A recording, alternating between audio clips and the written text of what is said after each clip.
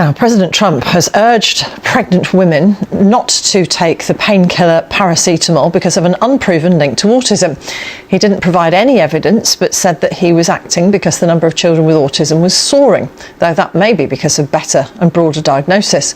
The president made a series of sweeping. எல்லாருக்கும் வணக்கம். நான் doctor Muthukumari, consultant obstetrician and gynaecologist பேசுகிறேன். ரீசெண்டாக ப்ரெக்னென்சியில் பேராசிட்டமால் யூஸ் பண்ணால் குழந்தைக்கு ஆட்டிசம்ங்கிற குறைபாடு வருதுங்கிற மாதிரி நியூஸ் ஸ்ப்ரெட் ஆகிருக்கு. இது முற்றிலும் ஆதாரம் இல்லாத விஷயம். மெடிக்கல் ஃபீல்டு இது வரைக்கும் பேராசிட்டமால் யூஸ் பண்ணுறதுனால ஆட்டிசம் வருதுங்கிறதுக்கு எந்த எவிடன்ஸும் இல்லை. அப்போ ப்ரெக்னென்சியில் பேராசிட்டமால் யூஸ் பண்ணுறது சேஃபான்னு கேட்டிங்கன்னா கண்டிப்பாக சேஃப் தான். பிகாஸ் நம்ம மருத்துவர்கள் பல வருஷமாக நம்மளோட மருத்துவ மகப்பேறு கட்டமைப்புகள், அதாவது ஃபிகோ, ஏசிஓஜி கைட்லைன்ஸ் படி தான் அதை யூஸ் பண்ணிட்டு இருக்காங்க. கர்ப்பிணி பெண்களுக்கு தீராத காய்ச்சலுக்கு பேராசிட்டமால் தான் மிகவும் சேஃபான மருந்துன்னு சொல்லிட்டு பல வருஷமா நம்ம யூஸ் பண்ணிட்டு இருக்கோம்.